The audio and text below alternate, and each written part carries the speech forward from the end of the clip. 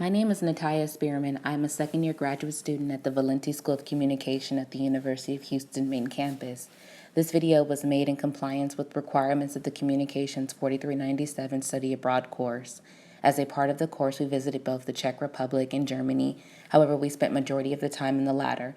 Therefore, this video presentation will utilize various communication concepts, more specifically time orientation and the usage of space, in order to comparatively analyze foodways and culinary cultures in American and German societies. German philosopher Ludwig Feuerbach asserts, "Man is what he eats." He points out that food is an essential element for the life of human beings, and that it is important to follow certain rules to enjoy good health. But he also reveals that man not only nourishes himself, but also eats. That is, man attaches to eating meaning that goes beyond the merely physiological one. To eat means to have pleasant and sometimes unpleasant sensations, to experience special emotions, and to socialize with table companions. Food is a source of energy and memory, identity and encounter, relations with the earth and nature, a symbol of social status. Food are cultural artifacts and is a primary way in which human beings express their identities. Environmental, material, and linguistic factors shape unique food cultures. This video provides a summary of my analysis of the ways in which food contributes to our understanding of racial and ethnic diversity. Foodways relate to social constructs like class, culture, religion, and ethnicity. So during my time abroad, I wanted to know, what can foodways tell you about German culture, past and present, in comparison to American? The cultural significance of food production, distribution, and consumption. Food is a product and mirror of the organization of society on both the broadest and most intimate levels. The foods we eat or do not eat, who prepares them, and how they are served reveal a tremendous amount of information about how a society is structured. Food is one of the most omnipresent symbols of everything from class to race to age, and provides a powerful symbolic message of who we are and who we aspire to be. Food scholar William Witt positions that food both reflects the social system and contributes to it. General developments in society are mirrored in choices of foods. Developments in food often have the potential to affect the entire human ecosystem, including but not limited to society and culture. Therefore, to study food is to study the major developments in the human social systems. According to data from 2011 provided by National Geographic, Americans rank fourth globally in per-person caloric intake, with Germany falling behind in the fifth position. The following statistics compare the proportions of food group items in the overall diet of both Americans and Germans. In America, 8% of caloric intake comes from produce, whereas 9% of the German diet consists of produce. 14% comes from dairy and eggs, 19% of that in Germany. 13% comes from meat and meat products, compared to 12% in Germany. 6% includes others, including alcoholic beverages. 10% of the German diet consists of alcoholic beverages. 37% in America comes from sugar and fats, compared to 26% in Germany. 22% of the American diet consists of grains, 25% in Germany. Against the backdrop of changes in the political system and food supply, the living conditions and lifestyle of many German people have changed. According to data from the Second German National Nutrition Survey, a survey commissioned by the government to evaluate food consumption and nutritional behaviors, reveals that German population did not eat enough foods of plant origin, especially vegetables, and consumed too much of meat and meat products. In comparison to other European cultures, consumption of bread, fruit, juices, and nectars, and beer is higher in Germany. There are also differences in food consumption with consideration to socioeconomic status. Those of higher SES consume more vegetables, fruits, fish, water, coffee, tea, and wine, while persons with lower SES consume more meat and meat products, soft drinks, and beer. Similarly, American diets are not balanced with government recommendations either. Since 2009, per capita fruit and vegetable consumption has declined by 7% over the past 5 years.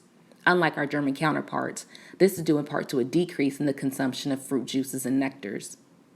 Americans consume an estimated 2,544 calories per person in the year 2010.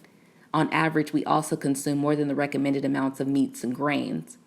Studies in the U.S. have also revealed a correlation between food choice motivations, unhealthy eating, dietary behaviors, and the underlying relationship it has with socioeconomic status. Food choice is a complex process. There are individual, social, and economic factors that contribute to food intake. In America, there has been much emphasis on understanding nutritional behaviors by associating trends of diet quality and fast food consumption. Because of time constraints, convenience, light, and lifestyle, fast food has increasingly become a part of the American diet. Which brings me to the focal point of my comparative analysis, examining the differences in the dining experiences, including etiquette, dining norms, and customs. Perceptions of time differ between cultures in significant ways.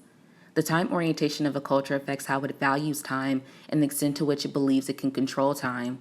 In my experience, the most distinguishable differences were the perceptions of punctuality, willingness to wait, approaches in face to face or interpersonal interactions, and reactions to time pressures. Although Edward Hall classified both the American and German societies as being monochromatic, during my time abroad I noticed a significant behavioral gap between the two. The Western pace of life is characterized by convenience and instantaneous gratification, fast food, express delivery. Misunderstanding of chronomics can often result in failure to understand intentions and ways of social interactions.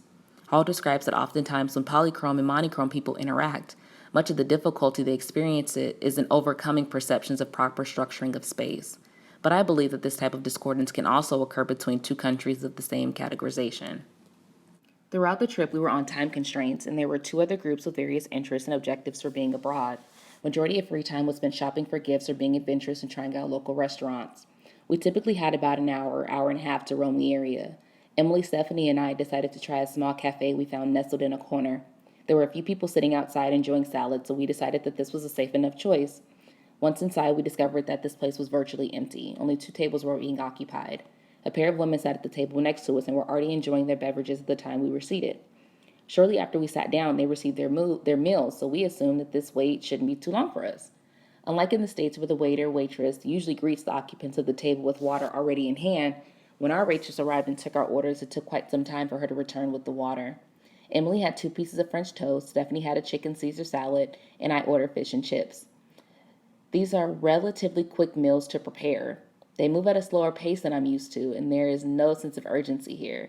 After delivering our plates, our waitress was not seen again until it was time to pay. Typically, in a less crowded restaurant, service is rendered quickly, efficiently, and the wait staff usually devotes more time checking on you. Although admittedly, my assertion that these types of behaviors and conduct is normative is ethnocentric. Nevertheless, once our drinks arrived and we placed our orders, we waited approximately 40 minutes for our food to arrive. From my experience, dining here is all about the experience of enjoying companionship, savoring the food, and being in the moment, not worried about time. For me, it's very reminiscent of the vibe that I get in the feeling of Sunday brunch in the States, where laughter and conversation fills the room, and my friends and I sit at a table for hours and drink mimosas. We have many concerns about space, whether it be personal or social. Edward Hall claimed the perception of distance is culturally conditioned, conceptualizing the notion of spatial language. This means that one's interpretation of proxemics, whether that be interpersonal distance, perception of invasion and inappropriate spacing, and defined boundaries, is through the lens of your cultural dialect. The U.S. is a non-contact culture. According to Hall, our ego extends approximately 1.5 feet out from our body. We feel an aversion to casual touch and resent spatial intrusion. In a cross-cultural comparison, Hall contends that Germany, the United States, along with England, Norway, Southeast Asia, India, and Pakistan, touch less, position themselves farther apart, and face more indirectly than our Arab, Latin American, French, Italian, and Turkish counterparts.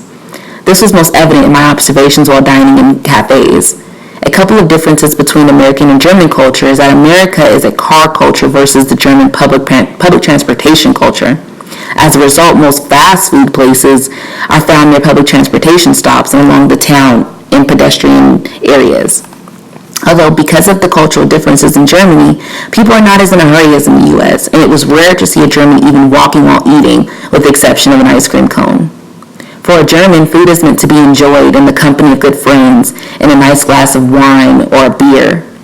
I noticed that the dining experience in Germany is rather intimate. Seating is arranged more closely than restaurants in the States that I usually frequent. This may be because we were in areas frequented by tourists, but it seems as if more emphasis is placed on scenography, setting an atmosphere that elicits conversation and is more comfortable for lingering after the meal, which I think is a recipe for connectedness. Thinking back on the patio area of the cafe in Nuremberg, tables were seated so closely together that it was hard to move without bumping your neighbor. Whereas in restaurants that I often visit, like McCormick and Schmidt or Brio and City Center, you'll find more spacious accommodation in outdoor areas.